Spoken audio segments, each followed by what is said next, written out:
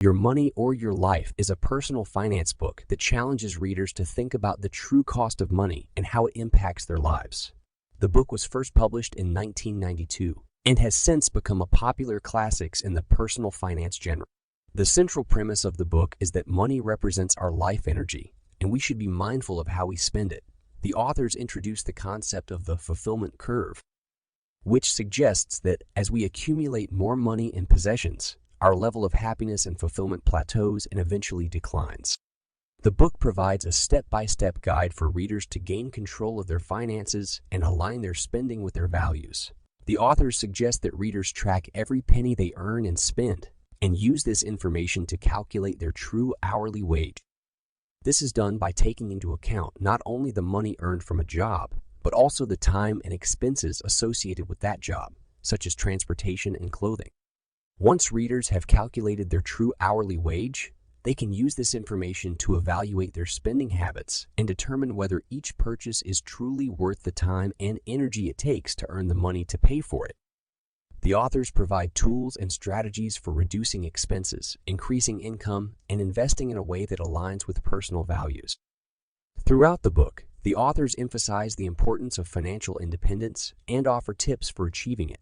They suggest that readers aim to save at least 25 times their annual expenses in order to be financially independent, which means having enough passive income to cover their living expenses without relying on a traditional job.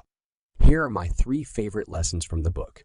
Financial independence comes with knowing your net worth, your current earnings, and your past expenses.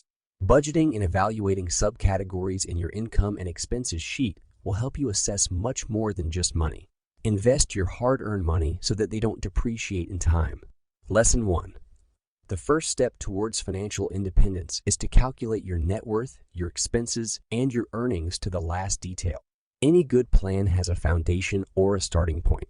If you want to improve your relationship with money, you'll first have to find out how much of it you're spending.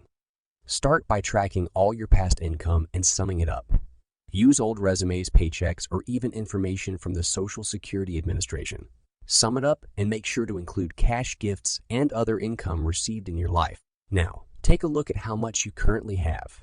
Include cash, money in the bank, stocks or bonds at the current market value, and your fixed assets like a car or a house.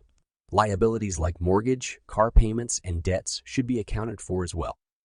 Now that you've added and subtracted everything you've pretty much acquired in your life, it's time to look at your net worth. Make sure you keep tracking and add and subtract accordingly. It only takes an Excel sheet to better manage your finances. Another important step in this process is to categorize your spending. Create sections like groceries, social activities, rent, and so on, and make sure to leave some room for saving. In other words, you'll have to start budgeting. You don't have to adhere to a certain formula, so just find one that works for you and your lifestyle. The important part is to start budgeting overall. Lesson 2.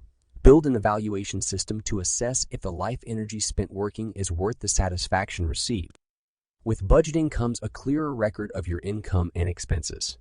While it gets easier to track your expenditures, you get a fresh perspective on something bigger than that: your life energy to satisfaction ratio. Let me explain. Essentially, when you're trading your time to work and get paid, you're giving away precious life energy.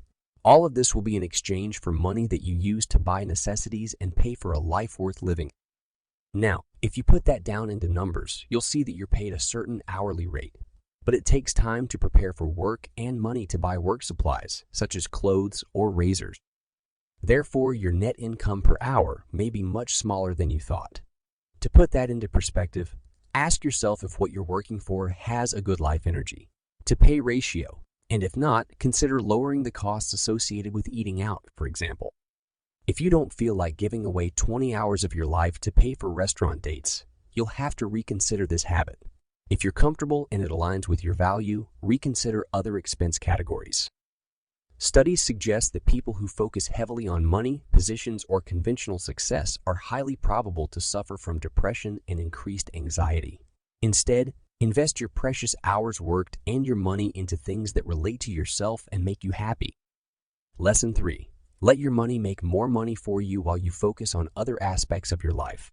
One of the last parts of this book is about investing, which implies placing your money in assets such as bonds, stocks, or even real estate to produce more income in the long run. So, where do you start? People often think about investing as something risky, but that's just because they don't know how to do it. Essentially, you'll want to opt for the safest securities out there, especially if you're new to the game. You don't need a financial advisor, but you will need to decide how much you want to allocate each month. This allocation will be based on how much you'll need in the long run. Also, it's safe to assume that you need to put aside 6 months' worth of expenses before you start. Investing is risky in the short run, as your securities can drop in value and you'll find yourself in need of that emergency fund. However, they can produce a lot of wealth in the long run, so you'll want to play that game by opting for treasury bonds, exchange-traded funds, and when you start to understand the game a bit more, you can pick certain companies yourself, but only with a small percentage of your investing funds. Throughout the book, the authors emphasize the importance of financial independence and offer tips for achieving it.